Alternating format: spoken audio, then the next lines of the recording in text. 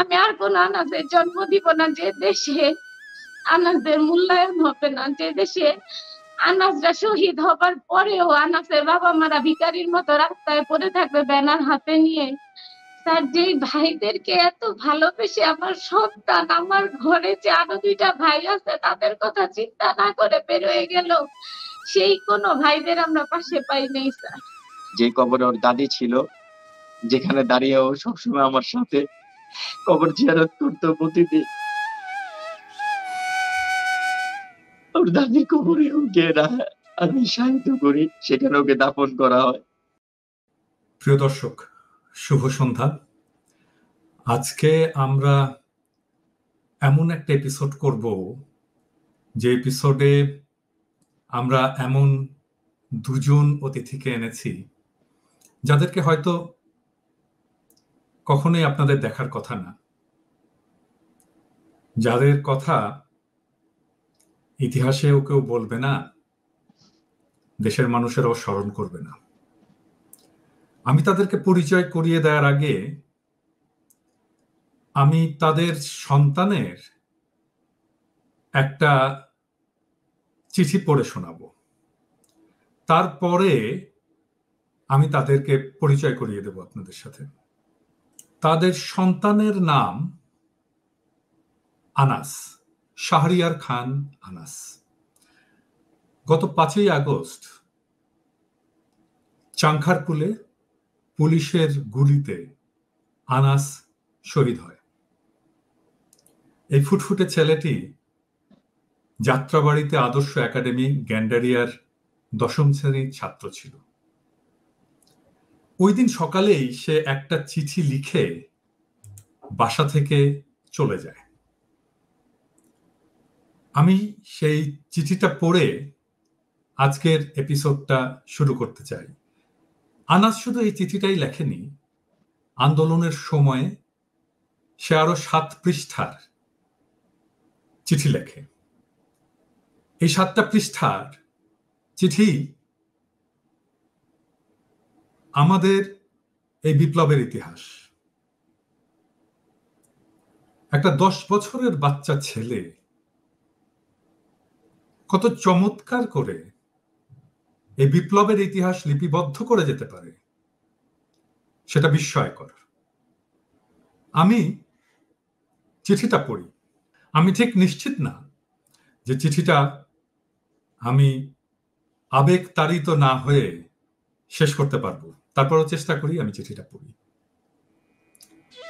মা, আমি মিছিলে যাচ্ছি। আমি নিজেকে আর আটকিয়ে রাখতে পারলাম না। সরি আব্বুজান, তোমার কথা অমান্য করে বের হলাম।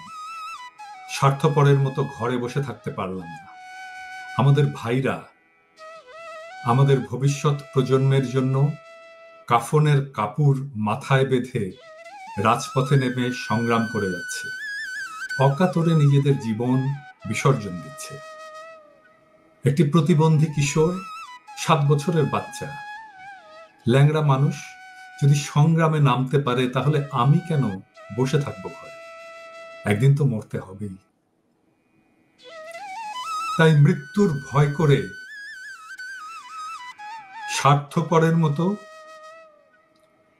ঘরে বসে না থেকে সংগ্রামে নেমে গুলি খেয়ে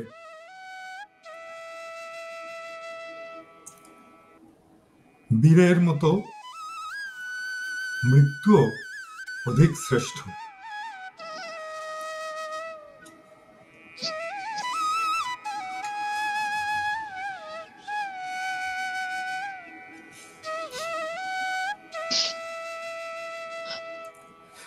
যে অন্যের জন্য নিজের জীবনকে বিলিয়ে দেয়, সেই প্রকৃত মানুষ। আমি যদি বেঁচে না ফিরি, তবে কষ্ট না পেয়ে গর্বিত হয়েও জীবনের প্রতিটি ভুলের জন্য ক্ষমা চাই। আনাস, আমাকে ক্ষমা করবেন।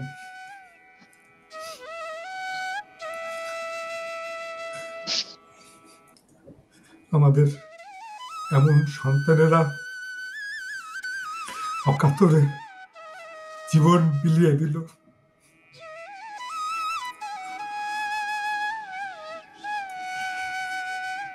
সবচেয়ে কষ্টের কথা কি জানেন?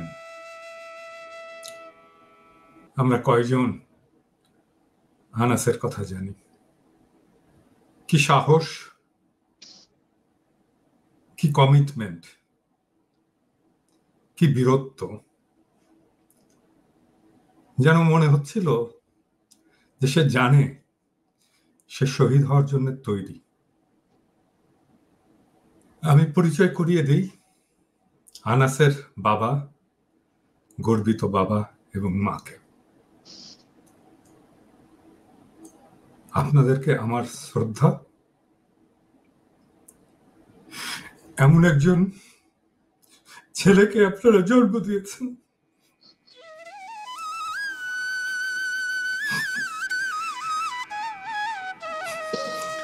যার জন্য শুধু আপনারা না, সারা দেশবাসী একদিন গর্ব করবে। আনাসের বাবা পলাশ এবং আনাসের মা সানজিদা খান দীপ্তি, আপনাদের স্বাগতম। আমি দুঃখিত, খুবই আবেগ তাড়িত হয়ে গেছিলাম চিঠিটা পড়তে। যে কেউ হবে, শুধু আমি না। আমরা আজকে আনাস সম্পর্কে জানবো। আনাসের জন্ম কোথায়? ঢাকা জাহাঙ্গীরনগর হসপিটালে। তার শৈশবটা কেটেছে যাত্রাবাড়িতেই, তাহলে ক্যান্ডারিয়াতে। ক্যান্ডারিয়াতে। আনাস স্কুলে পড়াশোনা করতো। ওর আমরা খাতার মধ্যে দেখলাম ও কেমিস্ট্রির কিছু ইকুয়েশন লিখেছিল। লেখাপড়া কেমন ছিল আনাস? আলহামদুলিল্লাহ ভালো ছিল। পলাশ, আপনি কি করেন? স্যার আমি বিজনেস করি, তো বিজনেস একটু সমস্যা চলছে। আপনাদের দেশের বাড়ি কোথায়? আমাদের দেশের বাড়ি স্যার বিক্রমপুর। দীপ্তিরও দেশের বাড়ি বিক্রমপুরে। জি স্যার। আচ্ছা, আনাসের জীবনের এমন কোনো ঘটনা আছে যেটা আপনাদের মনে পড়ে এখন? আনাস এরকম করতো, কথা বলতো? নিশ্চয়ই পড়ে, অবশ্যই পড়ে, কিন্তু কখনো দেখে মনে হতো যে ওর ভেতরে এরকম একটা আগুন আছে? তার আমাদের জীবনের ওর এই নিয়ে একটা স্মরণীয় ঘটনা, সেটা হচ্ছে ওর পরীক্ষার সময় ছিল, ক্লাস 5-এ পড়ে তখন। তো ওর পরীক্ষার সময় ছিল, ও অনেক রাত পর্যন্ত পড়ছে। তো পড়ার পর আমরা বলতেছি, আমরা বিরক্ত হয়ে যাচ্ছিলাম যে তুমি রেখে দাও, 3টা বাজে, কত রাত পর্যন্ত পড়বা, তো রেখে দাও, আর পড়ার দরকার নাই। পরে সে বলতেছে না মা আমি শেষ করি, তারপর ওর জন্য আমরাও ঘুমাইতে পারছিলাম না। পরে আমরা ওর পড়া শেষ হইলো, পরে আমরা ঘুমাইলাম। সে স্কুলে সকালে যথা টাইম স্কুলে গেল, পরীক্ষা দিল, পরীক্ষা দিয়ে আসলো। আসার পরে এসে সে ঘুমাইলো। ঘুমানোর পরে ওর বাবা, আমি বাসায় ছিলাম না, ওর বাবা বের হয়েছিল। তা আমাদের গেট লক সিস্টেম, লক করে ওর বাবা বেরিয়ে গেছে। তো এখন তারপর যখন ওর বাবা ঘরে ফিরছে, ওর বাবা ভাবছে যে নক করলে তো গেট খুলে দিবে, তো সে গেট খুলে না। অনেক নক করা হচ্ছে, অনেক নক করা হচ্ছে, সে গেট খুলে না। পরে ওর বাবা ওর নানাকে কল দিল, আমি বাইরে ছিলাম, আমাকে জানায় নাই। কল দিল যে আপু আপনি একটু আসেন, এরকম আনাস তো ভিতরে, ঘরের ভিতরে, আনাস তো গেট খুলছে না। পরে ওর নানা আসলো, এসে আমরা ভাড়া থাকি, আমাদের বাড়িওয়ালাকেও ডাকা হইলো, আসলো। আসার পরে তারা সবাই গেট পিটায় ভেঙে ফেললো, ভেঙে তারপর ঘরে ঢুকলো। ঢুকার পরে যে দেখি ছেলে আমার ঘুমাচ্ছে। আলহামদুলিল্লাহ। আরে মানে সে তার পড়া শেষ করে তারপর পরীক্ষা দিল, তারপর সে এমন ভাবে ঘুমাইছে যে আমরা তো পুরা ভয় পেয়ে গেছি যে ছেলের আমার কি হয়েছে। এত মানে গেট পিটায় ভেঙে ঘরে ঢুকা হয়েছে, সে ঘরে ঢুকার পরে দেখা যাচ্ছে যে সে ঘুমাচ্ছে।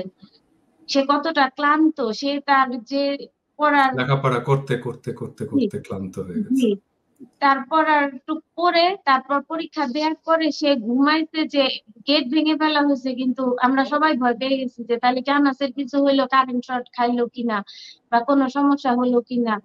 তো পরে বে- আমরা ঘরে ঢুকারও প্রায় মনে হয় 30-40 মিনিট পরে সে ঘুম থেকে উঠছে। সে জানেই না যে গেট ভাঙা হয়েছে বা এমন কিছু হয়েছে। তো এটা আনাসের আনাসকে নিয়ে আমাদের জীবনের একটা স্মরণীয় ঘটনা, যে কতখানি ক্লান্ত ছিল ছেলে আমার, যে সে তার পড়া শেষ না করে ঘুমায় নাই। তার পড়া শেষ করে স্কুলে গেল, পরীক্ষা দিল, আসলো, তারপর যে ঘুমাইলো, মানে সে রিল্যাক্স, সে তার কাজ শেষ করে আসছে, করে এসে ঘুমাইলো। তো ঘুমানোর পরে তাকে আর মানে জাগানো যায় নাই, এত ক্লান্ত সে, যে গেট ভেঙে ফেলছি, আমরা ঢুকছি কিন্তু সে উঠে নাই। তো এইটা একটা স্মরণীয় ঘটনা স্যার। আনাসের মৃত্যু সংবাদটা কিভাবে পেলেন আপনারা? আমি জানি এটা খুব বলতে আপনাদের খুব কষ্ট হবে, বাট এটা দর্শকদের জন্য জানা দরকার, রেকর্ড হিসেবেও থাকা দরকার। আনাস তো আন্দোলনে যাবে কয়েকদিন ধরেই আমাদের খুব আহ, বলতেছিল, আমিও যাওয়ার জন্য তৈরি ছিলাম। তো ওর বাবা অনুমতি ছিল না, ওর বাবার অনুমতি ছিল না, ওর বাবা বলতে মানে অনুমতি দিচ্ছে না, শুধু আমাদের আশা দিত যে যাব, আমরা সবাই যাব, একটু ওয়েট করো, দেখি কি হয়, সামনে কি হয়। তো এরকম এই জন্য আমাদের অনুমতি দিচ্ছিল না বের হওয়ার। তো যেদিন লং মার্চ টু ঢাকা ডাক দিল সমন্বয়করা, তো সেদিন আমরা মা ছেলে আমাদের এই গত মানে 1লা আগস্ট থেকেই আমাদের টিভিতে নিউজ চলতো খালি এগুলা নিয়ে। আমরা ইউটিউবে বেশি দেখতাম, কারণ তখন তো নিউজে তেমন কিছু দেখাইতো না টিভিতে। তো ইউটিউবে লাইভ গুলা দেখতাম। তো ওগুলা দেখে 4 তারিখ রাত্রে জানলাম যে এরকম লং মার্চ টু ঢাকার একটা ডাক দেওয়া হয়েছে। প্রত্যেক পরিবার থেকে, ঢাকার বাইরে যারা থাকে সমন্বয়করা বললো প্রত্যেক পরিবার থেকে একজন হলেও আসতে। তো আমরা মা ছেলে এটা নিয়ে খুব বলা বলি করছিলাম। তো রাতের প্রায় 2:30-3টা তখন ওর বাবা, আমরা একটা লাইভ দেখছিলাম যে শহীদ মিনারে আপনার হচ্ছে, শহীদ মিনারে আপনার অনেক মানুষ জমায়েত আছে। তো ও তখনও বলছিল যে মা চলো আমরা এখন যাই, এখন যাই। পরে আমি বলতেছি, ওর বাবা বলতেছে যে মা কিভাবে যাব, আমরা বাবা এখন কিভাবে যাব এত রাতে, আর যেহেতু কারফিউ চলতেছে এখন তো আমাদের সেনাবাহিনীরা ওইখানে জমায়েত মানুষ হইতেই দিবে না। তো এটা হয়তো বা ফেক নিউজ, অনেকে এই ভিডিও ছাড়ে না এরকম কিছু। তো ওর খুব মন খারাপ হইলো, মন খারাপ হওয়ার পর ও যে শুয়ে পড়লো। শুয়ে পড়ার পর তারপর পরদিন সকালে, খুব সকালে সে উঠছে, প্রথমে সকালে আমার সাথে দেখা হয়েছে, আমি তখন দেখলাম যে সে মুখ ধুচ্ছে। তো পরে আমাকে আর কিছু বললো না যে আমি কোথাও বাইরে যাবো, আর ওই সময়টাতে তো স্কুলও বন্ধ ছিল, কোচিং ও বন্ধ ছিল, ঘরেই থাকার কথা। তো মুখ ধুচ্ছে। পরে আমি ভাবলাম যে প্রতিদিন যেটা করে, যে স্কুলের পরে সে সরি মানে সকালবেলা ঘুম থেকে উঠে মুখ ধুয়ে ধুয়ে সে 2টা বিস্কিট খায়, খেয়ে পড়তে বসে। তো সেদিনও তাই হবে, ব্যতিক্রম কিছু হবে না এরকম। তো পরে আমি প্রায় ওকে দেখলাম, তো আমি ভাবলাম যে সে পড়তে বসবে, তো আমি প্রায় তখন বাজে হয়তো 9:30 কি 9:45, 10টা, যাই হোক এরকম একটা টাইম হবে, আমি এক্স্যাক্টলি বলতে পারছি না। তো পরে ও আমাদের প্রত্যেকদিন সকালে নাস্তাটা ও এনে দিত। তো নাস্তাটা আনার জন্য ওর ভাইকে আমি বললাম যে ভাইয়াকে ডাকো, নাস্তা আনতে যাও ভাইয়ার সাথে। পরে ও গিয়ে দেখে ওর রুমে ও নাই। নাই, পরে আমি গেলাম যে ও কোথায় গেল, যে দেখি ওর পড়ার টেবিলের উপর ও একটা মানে এই চিঠিটা যেটা রেখে গেছে, এটা ভাঁজ করা ছিল। তো আমি গিয়ে সামনে গেলাম, গিয়ে চিঠিটা দেখলাম। দেখার পর আমার খুব মন খারাপ হয়ে গেল চিঠিটা দেখে। তো তারপর ওর বাবা শুয়েছিল, যেহেতু ওই দিন অফ ডে, ওর বাবা একটু দেরি করে উঠছে, 11টার দিকে উঠছে। পরে ওর বাবা উঠে বলতেছে যে আনাস কোথায়। পরে আমি বললাম যে আনাস তো এরকম মিছিলে গেছে। তো উম এরকম একটা চিঠি লিখে গেছে, আমাকেও বলে যায় নাই, এরকম একটা চিঠি লিখে গেছে। তো তখন আর ওর বাবা সেই চিঠিটা আর পড়ে নাই। তো ওর বাবা চিঠিটা রাখলো, আমাদের ঘরের একটা আল্লাহর কালামের পাশে চিঠিটা রাখলো, বললো যে ঠিক আছে, গেছে যখন আল্লাহ হেফাজত করবে। ওর বাবা রাগ হইলো না, দেখলাম যে মানে স্বাভাবিক। রাগ হইলো না যে ছেলে না বলে কেন বের হইলো বা কিছু, এরকম কিছু না। তো পরে আমার খুব খারাপ লাগতেছে, ভিতরে আমি দোয়া পড়তেছি। তো পরে এরকম করে এর মধ্যে দেখি যে ওয়াইফাই বন্ধ, টিভিতেও কিছু দেখাইতেছে না, শুধু একটা ব্রিফিং হচ্ছে যে সেনাবাহিনী প্রধান 2টা বাজে একটা বক্তব্য দিবে। আমার খুব খারাপ লাগতেছিল, আমি শুয়েছিলাম। 1:20 বাজে তখন একটা আননোন নাম্বার থেকে কল আসলো। সেই সেই কল পাওয়ার পর বলতেছে যে এই এই যে, আপনাদের কেউ কি আন্দোলনে গেছে কিনা। ওর ওর কাছে কোনো ফোন ছিল না, ওর কাছে যে ফোনটা ছিল মানে সিম ছিল না, ছোট্ট একটা ফোন ছিল, এই যে হুম, এই ফোনটা। আচ্ছা, তো দেখতে এই পাচ্ছি। এটাতে শুধু নাম্বার সেভ করা ছিল। আমার আমার ওর নানির, ওর বাবার কয়েকটা নাম্বার সেভ করা ছিল, কোনো সিম ছিল না এটাতে। তো ওরা এটা থেকেই নাম্বারটা নিয়ে আমাদের কল দিছে। তো বলতেছে যে আপনারা কি মিটফোর্ড হসপিটাল চিনেন, কোথায় থাকেন? বললাম যে আমরা পুরান ঢাকার। পরে বলতেছে যে মিটফোর্ড হসপিটাল যদি চিনেন তাহলে ইমার্জেন্সিতে চলে আসেন দ্রুত। তো এর মধ্যে আবার ওর বাবাকেও কল দিছে, ওর বাবাও বের হয়ে গেছে। ওর বাবাও কষ্ট পাচ্ছিল যে আমার ছেলে বের হয়ে গেল, আমি কাপুরুষের মতো ঘরে বসেছিলাম, তার বাবাও আমাকে বলে বের হয়নি।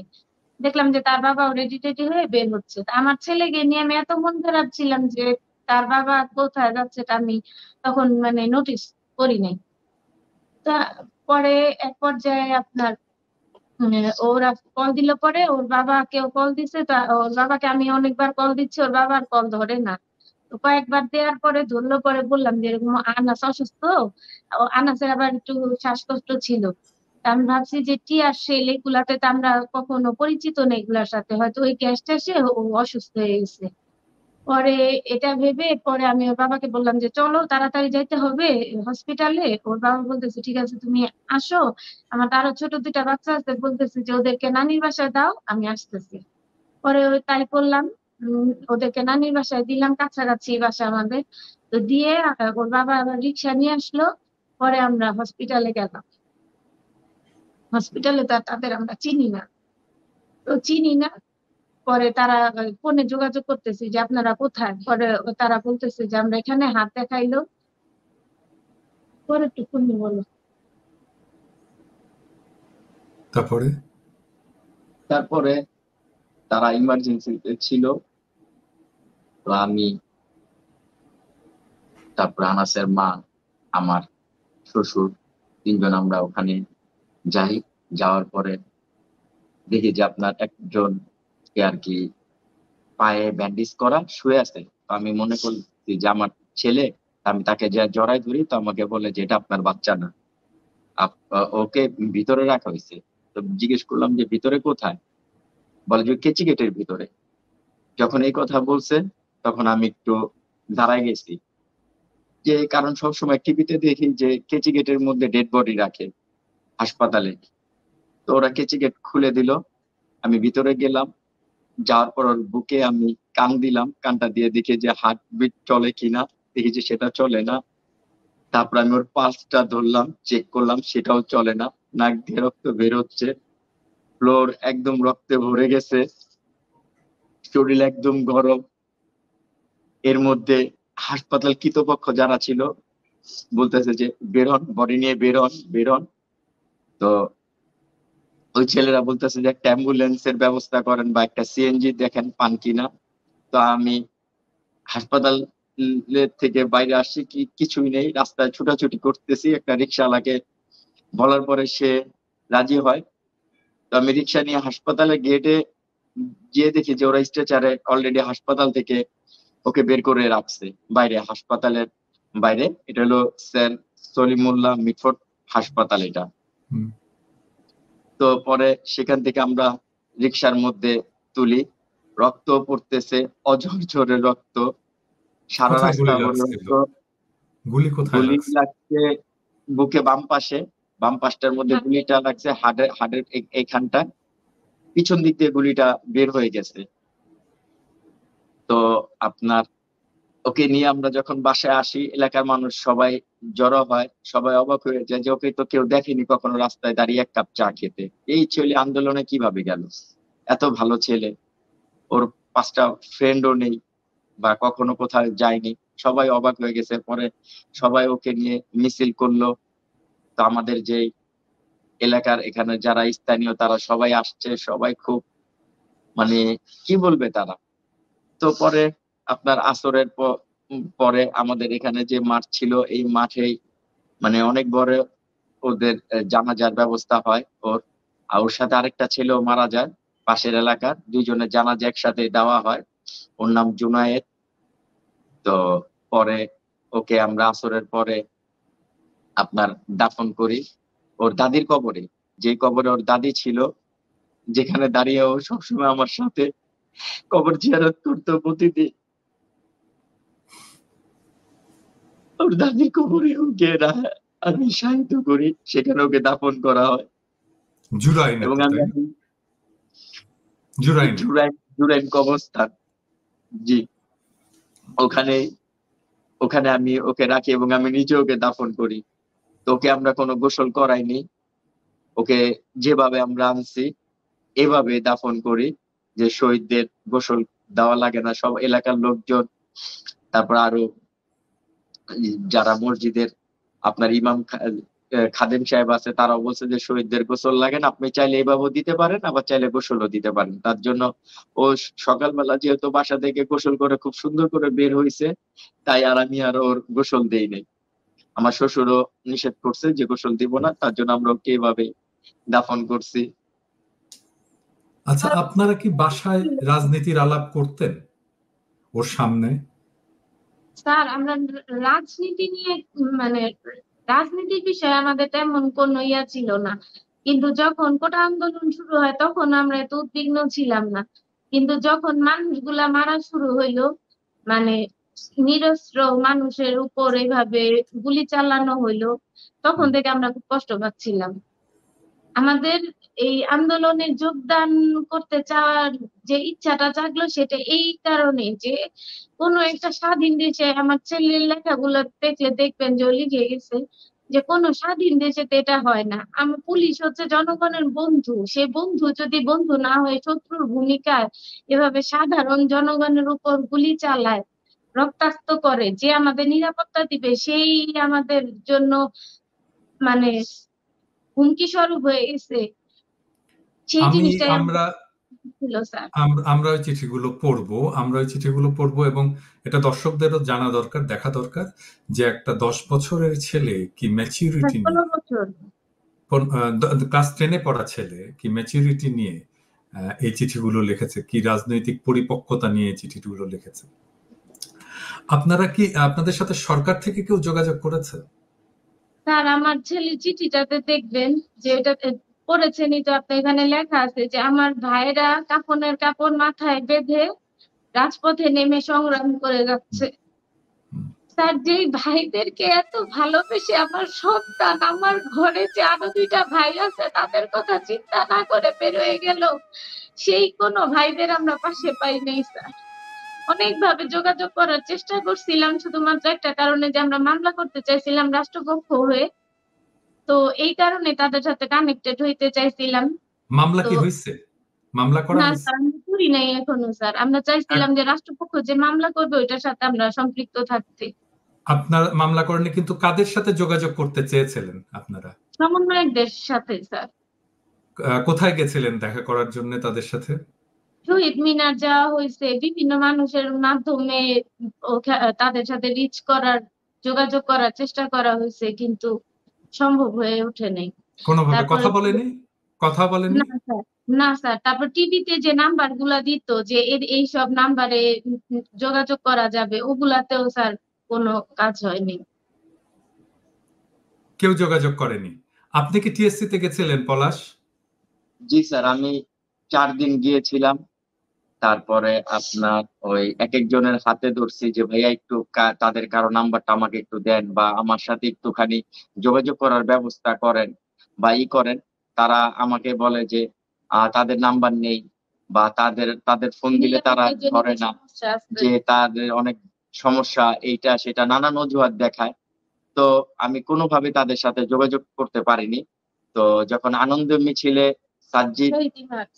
শহীদ মাঠ যেটা আপনার সেপ্টেম্বরের 5 তারিখ যে সার্জিস আর হলো আপনার ওই হাসনাত আব্দুল্লাহ ছিল। তো আমি চিন্তা করলাম যে আমি তাহলে কথা বলবো, তাদের সাথে আমি কথা বলবো। তো পরে আমি ওই এক ভাইকে বললাম যে আমি একটু আনাসের ডকুমেন্টটা ওদেরকে একটু দিব, ভাইদের একটু আমাকে একটু মানে এই জিনিসটা দিব, একটু কথা একটু বলে দেন আপনি। তো তখন ওরা একটা চেনের মধ্যে ছিল, সবার হাত সবাইকে ধরে রাখছে। তো মাইকে এক ছেলে ওখান থেকে বলতেছে যে কেউ চেনের মধ্যে যেন ঢুকতে না পারে। তো ওই ছেলেটা ভাইটার নাম আমি জানি না খুব, সে আমাকে বলতেছে যে এটা আনাসের বাবা। সার্জিস তাকে বলতেছে যে এটা আনাসের বাবা। তো সে বলতেছে যে আসেন আমাদের এখানে। তো আমি হাসনাত আব্দুল্লাহ সার্জিসের দুইজনের সামনে যখন যাই, তখন আরেকজন বলতেছে যে আপনার এ তো শহীদের বাবা। হাসনাত আব্দুল্লাহ বলতেছে তো শহীদের বাবা, সে সাইডে যান। আমাকে বলতেছে আপনি সাইডে যান, ওই পাশে গিয়ে সাইডে দাঁড়ান। তো আমি ওই পাশে দাঁড়ালাম। আরেকজন কে বললো সেটা আমি শুনতে পাইনি। সে বলতেছে যে সামনে উনি আমাদের চেনে কেন থাকবে, সে সামনে থাকবে। তো তখন সামনে আমাকে দিয়ে দেয়। তো তারপরে আর আমি তাদের সামনেও যেতে পারিনি, তাদের ওই আনাসের ফুল ডকুমেন্টটা সেটাও আমি আর কি আপনার তাদের দিতে পারিনি, ডেথ সার্টিফিকেট, হাসপাতালের সবকিছু আপনার ওই A to Z নিয়ে গেছিলাম, কিন্তু তাদের দিতে পারিনি। তো অনেক চেষ্টা করছি আর কি তাদের সাথে স্যার যোগাযোগ করার জন্য, কোনোভাবেই পারিনি।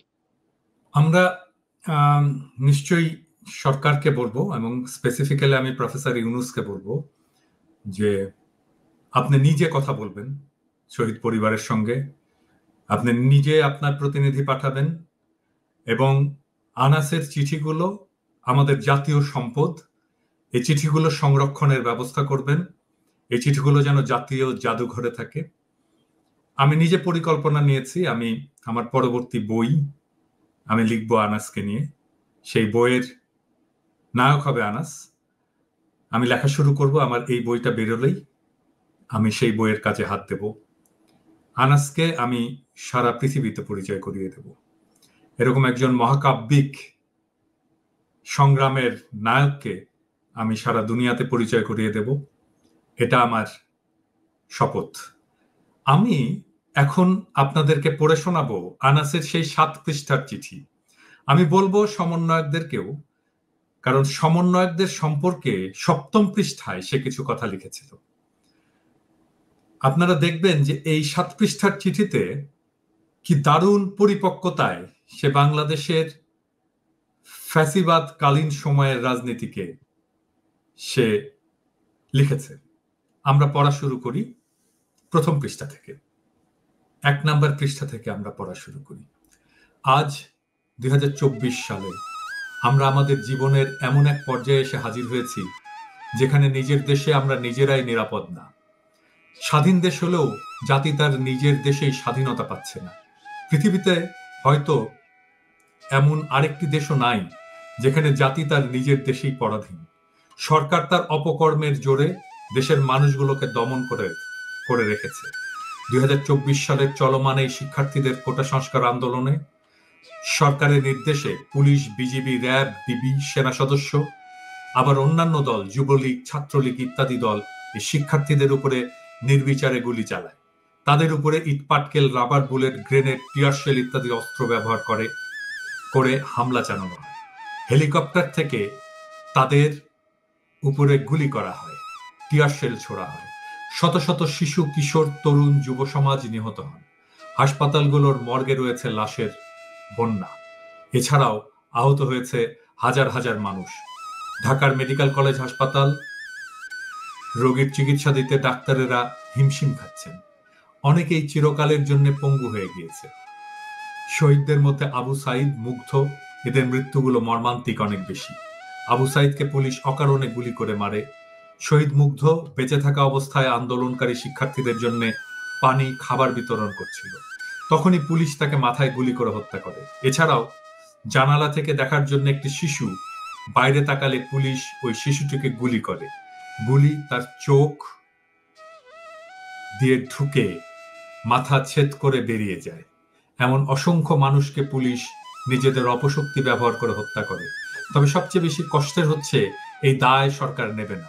সরকারের মতে পুলিশের গুলিতে ছাত্ররা মারা যায়নি, কোনো এক তৃতীয় পক্ষ, জামাত, শিবির, বিএনপি, তারা নাকি এসব করেছে।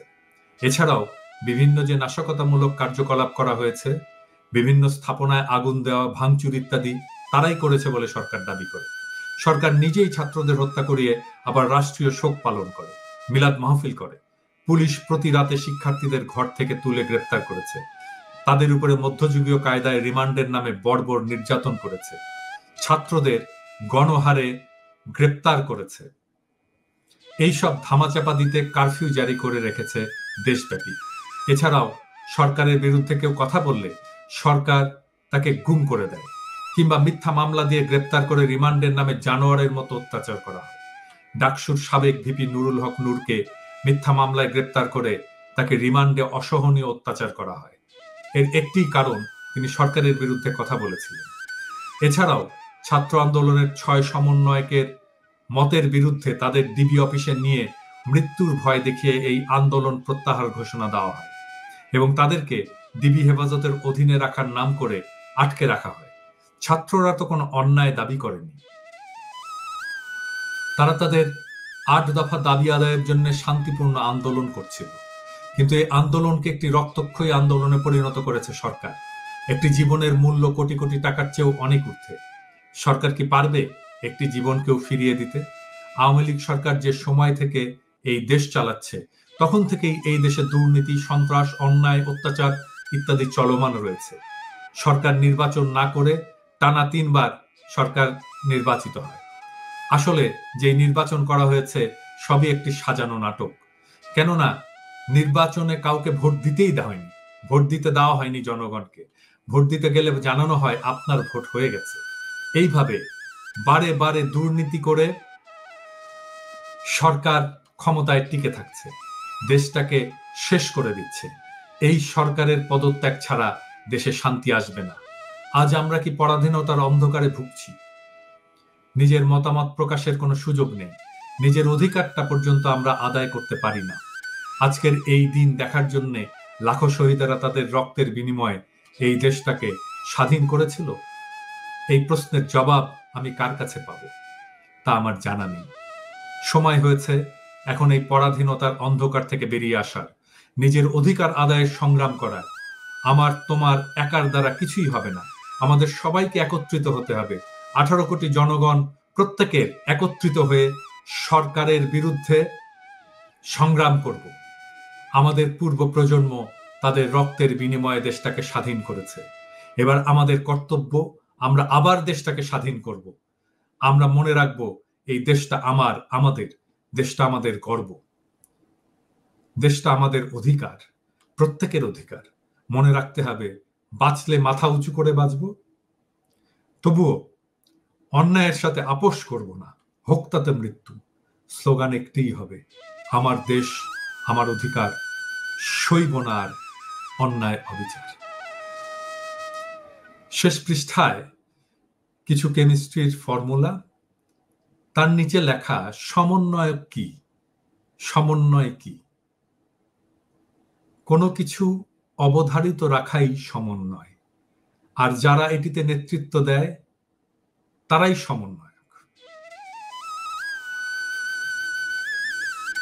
বৈষম্য বিরোধী ছাত্র আন্দোলনের সমন্বয়কেরা আপনাদের একজন শহীদের পিতার সাথে কথা বলার সময় হয় না, বারবার করে আপনাদের কাছে দেখা করতে যাচ্ছে বেচারা।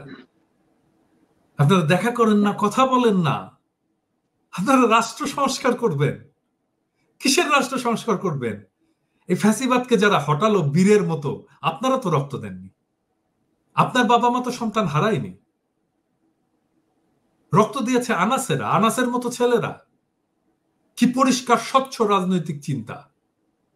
আর তার বাবা মা আপনাদের সাথে দেখা পায় না। লজ্জা লাগে না আপনাদের? লজ্জা লাগে না নিজেদেরকে এই আন্দোলনের নেতা বলে দাবি করতে?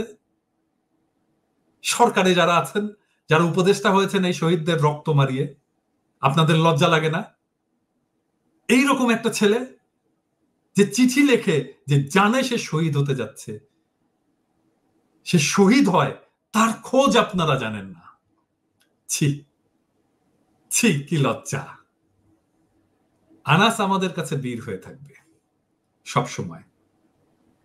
আনাসকে আমরা মনে রাখবো, সারা দুনিয়া জানবে, এবং সারা দুনিয়া এটাও জানবে যে কি নিদারুণ অবহেলা আপনারা করেছিলেন।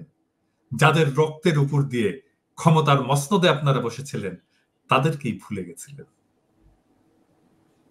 আমরা এর হিসাব নেব, আমরা এর জবাব নেব। আপনারা কি দেশবাসীকে কিছু বলবেন? আমরা আমাদের অনুষ্ঠানের শেষ পর্যায়ে চলে এসেছি। দেশবাসীকে পলাশ এবং দীপ্তি দুজনেই কিছু বলেন। শহীদদের স্মরণে স্মরণ সভার আয়োজন করে শহীদদের বাবা মারা বসে থাকে রাস্তায়, আর আয়োজকরা বসে থাকে চেয়ারে। এটা আমাদের দেশ। এই দেশে আমি আর কোনো বীরের জন্ম দেব না স্যার, কারণ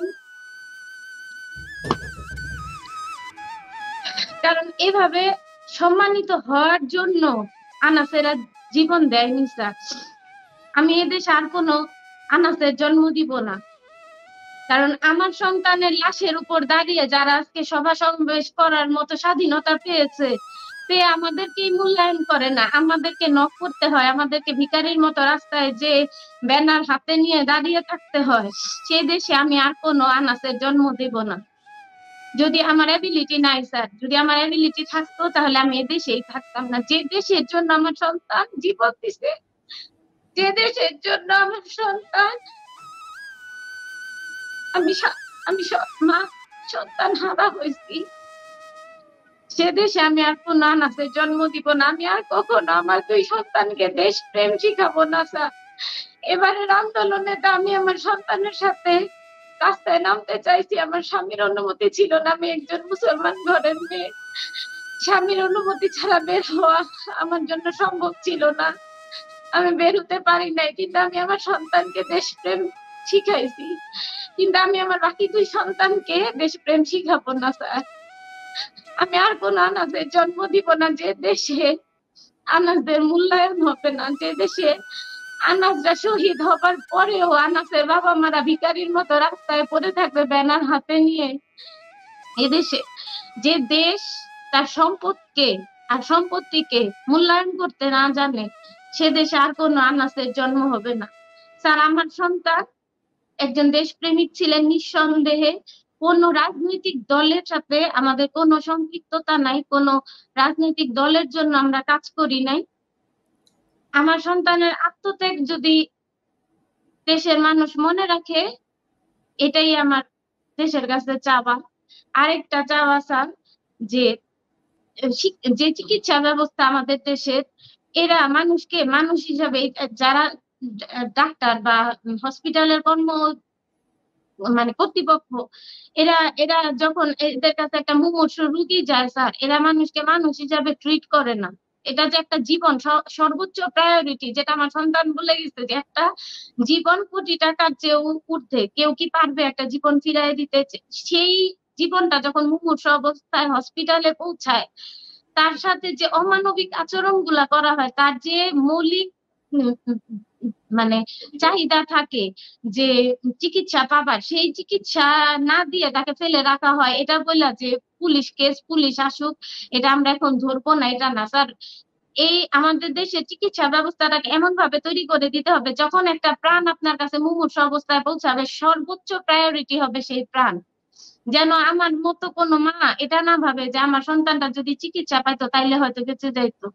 সে যেভাবেই হোক, কারো দ্বারা আহত, কারো দ্বারা ক্ষতিগ্রস্ত হোক, বা অ্যাক্সিডেন্টাল কেস হোক, বা অন্যভাবে অসুস্থ হয়ে তাদের কাছে পৌঁছাক, একটা জীবনকে সর্বোচ্চ প্রায়োরিটি দিতে হবে। আমাদের চিকিৎসা ব্যবস্থাটাকে এইভাবে আমাদের দেশের সরকার তৈরি করে দেখ, যেন কোনো আনাসরা, পৃথিবীর বাংলাদেশের কোনো মানুষ চিকিৎসার অভাবে, কোনো মা জানি এ হাহাকার নিয়ে না মারা যায় যে আমার সন্তানটা হয়তো চিকিৎসা পাইলে বেঁচে যাইতো, বা আমার সন্তানটাকে আর একটু মূল্যায়ন করা উচিত ছিল। আমার সন্তান দেশের জন্য শহীদ, সেই শহীদকে হসপিটালে রাখা হয় না, বের করে দেয়া হয়, নিয়ে যান নিয়ে যান। আমি কিসে করে নিয়ে যাব স্যার? আমি তো অনেক বড় লোক না, আমি তো অ্যাম্বুলেন্স বা গাড়িতে করে যাই নাই। আমি আমার সন্তানকে অটোরিকশায় দুই হাতে কোলে করে আমার সন্তানের লাশ দিয়ে ঘরে ফিরছি। কতটা মানে অসহায়ত্ব একটা মায়ের, এটা আপনাদের ওই মুহূর্তটা আমি বুঝাইতে পারবো না স্যার। আল্লাহ জানি পৃথিবীতে কোনো মাকে এরকম দৃশ্য না দেখায়। তো এই অসহায়ত্ব গুলা যে তো যারা তৈরি করে তাদেরও তো সন্তান আছে। এটাই বলবো যে যখন আপনাদের কাছে একটা প্রাণ যাবে তাকে সর্বোচ্চ মূল্যায়ন করবেন। আর যদি মূল্যায়ন না করেন এই দেশে আর কখনো দেশপ্রেমিক জন্ম হবে না, কখনো আনাসরা জন্ম হবে না, কখনো আনাসের মা বাবা রাস্তায় যে ভিখারির মতো দাঁড়াই থাকবে না, তাতে সন্তান হারায়। আমি অন্তত আমার সন্তানদের আর দেশপ্রেম শিখাবো না যেখানে আমার শহীদ সন্তানকে মূল্যায়ন করা হয় নাই যে দেশে। আজকে ৪৫ দিন চলে স্যার। পলাশ কিছু বলবেন? স্যার আমি বলবো যে আনাস যে নিজের জীবনটা দেশের জন্য উৎসর্গ করে গেছে এবং সে জানতো যে মিছিলে গেলে আমি মারা যাবো, আমি বেঁচে আসবো না, এবং তার সাথে যারা আন্দোলনকারী ছিল তাদেরকে বলছে আমি যদি মারা যাই বা আমার যদি গুলি লাগে আমি হাতে পায়ে যেন লাল লেগে আমি পঙ্গু না হই, আমি যেন সাথে সাথে শহীদ হই। আল্লাহ পাক ওকে ওইভাবে নিয়ে গেছে, ওকে যখন শুট করা হয় ও সেখানেই স্পট ডেড হয়ে যায় স্যার। তো ওর যে আত্মত্যাগ এই দেশের জন্য, ও নিজের জীবনটা এই ছোট্ট জীবনটা বিসর্জন দিয়ে গেছে স্যার।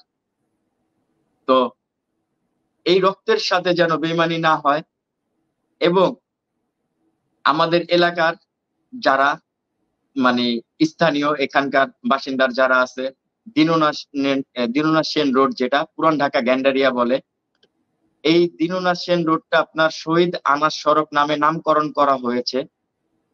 তো এখানে বড় করে ব্যানার, তারপরে আপনার দেয়ালের মধ্যে গ্রাফিক্স এবং অনেক কিছুই করেছে। তো এখন এটা তো স্যার মুখে মুখে হয়তো 6 মাস 2 মাস বা সর্বোচ্চ 1 বছর তো মানুষ ভুলে যাবে। তো এখন এটা যদি আপনার মাধ্যমে, যে আমি তাদেরকে বলতে চাই যে সরকারি যেই কর্মকর্তা গুলো আছে তারা যেন এই শহীদ আনাস সড়কটাকে এটা শহীদ আনাস সড়ক নামে নামকরণ করে দেয় সরকারি ভাবে। এটাই আমার একটা আবদার বা অনুরোধ বলেন, যে হয়তো আমি থাকবো না, হয়তো আরো সবাই থাকবে না, ওর বাবা মা কেউ থাকবে না, হয়তো একদিন জানবে যে এই দেশটার জন্য আনাস সে নামটা মনে হবে যে ও এই 2024-এর কোটা আন্দোলনে ওর জীবনটা উৎসর্গ করে দিয়ে গিয়েছিল। বৈষম্য বিরোধী আন্দোলন স্যার, নট কোটা আন্দোলন, বৈষম্য বিরোধী আন্দোলন। সেই বৈষম্য বিরোধী আন্দোলনে শরীক হয়ে স্যার শহীদের বাবা মার সাথে বৈষম্য করা হয়। কেউ শহীদের বাবা মারা মাটিতে আর আয়োজকরা চেয়ারে। কোথায় পেল ইনসাফ আমার ছেলে, আমাদের ছেলেরা, আমাদের সন্তানেরা, যাদের জন্য আপনারা আজকে প্রকাশ্যে ঘুরে বেড়াচ্ছেন, সভা সমাবেশ করতেছেন, আপনারা ভালো অবস্থানে আছেন, কোথায় করা হইলো শহীদদের মূল্যায়ন স্যার? সবই তো হারাইলাম, সন্তানও হারাইলাম, জানি না যে সামনে দেশ কি হবে। তো গণতান্ত্রিক একটা দেশ চাই, যেহেতু আমাদের সন্তানরা এই দেশকে ভালোবেসে জীবন দিয়ে গেছে। একটা দুর্নীতি মুক্ত গণতান্ত্রিক দেশ চাই, যেখানে মানুষের কথা বলার অধিকার থাকবে, যে দেশে আর কখনো কোনো আনাসকে তার অধিকার রক্ষার জন্য জীবন দিতে হবে না, আর কোনো নতুন যুদ্ধে লিপ্ত হতে হবে না। এটাই দেশের কাছে, দেশের মানুষের কাছে, সরকারের কাছে আমার চাওয়া আছে। আমি সামান্য মানুষ, আমার ক্ষমতা খুবই সামান্য, আমি লিখতে পারি, বলতে পারি একটু, সেই জন্য আমি প্রতিশ্রুতি দিচ্ছি আপনাদেরকে যে আমি আনাসের জীবন নিয়ে একটা গল্প উপন্যাস লিখব। জি স্যার, আমি এটুকুই চাই যে যেন আমি তো মরে যাব স্যার, কেউ চিরস্থায়ী না, যেন আমার ছেলেকে যেমন মানুষ জানে যে না আমার একটা সন্তান ছিল যে দেশের জন্য, দেশের মানে আত্মত্যাগ করে গেছে, এটুক যেন মানুষ মনে রাখে, এইটুকুই চাই স্যার। সারা দুনিয়া মনে রাখবে, সারা দুনিয়া মনে রাখবে। আমি বইটা লিখবো, এখান থেকেই লিখবো, প্যারিসেই পাবলিশড হবে, ইংরেজিতে লিখবো। আমি আনাসের চিঠিগুলো রাখবেন, চিঠিগুলো শুধু বাংলাদেশের না, পৃথিবীর সম্পদ। চিঠিটা কারো হাতে দেবেন না। যদি প্রফেসর ইউনুস চান শুধুমাত্র ওনার হাতে দিতে পারেন। এটা মিউজিয়ামে থাকবে, এটা সারা দুনিয়াতে মিউজিয়ামে ঘুরবে। আমি বইটা লেখা শেষ করার পরে এই চিঠির কপি নিয়ে আমি প্যারিসের মেয়রের সাথে দেখা করব, বইটা সহ। আমি প্যারিসের মেয়রকে অনুরোধ করব যে এই ছেলের নামে প্যারিসের যেন একটা রাস্তার নামকরণ করা হয়।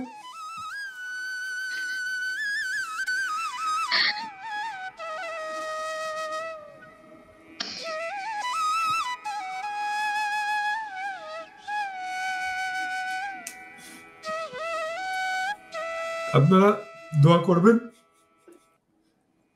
আমার যেন সেই তৌফিক হয়, আমি যেন বইটা লিখতে পারি আমার সমস্ত আবেগ দিয়ে, ভালোবাসা দিয়ে। আপনাদেরকে আমার সালাম, শ্রদ্ধা। আপনারা ভালো থাকবেন। আপনাকেও আমাদের সালাম এবং শ্রদ্ধা স্যার, যে আপনি আমার সন্তানকে নিজের সন্তান মনে করে এতটা সম্মানিত করেছেন, আমাদের সাথে যোগাযোগ করেছেন, এই জন্য আপনার কাছে আমরা কৃতজ্ঞ স্যার। আজকের মতো তাহলে বিদায় নিই, যোগাযোগ থাকবে, ভালো থাকবেন। সালাম আলাইকুম। আপনিও ভালো থাকবেন স্যার।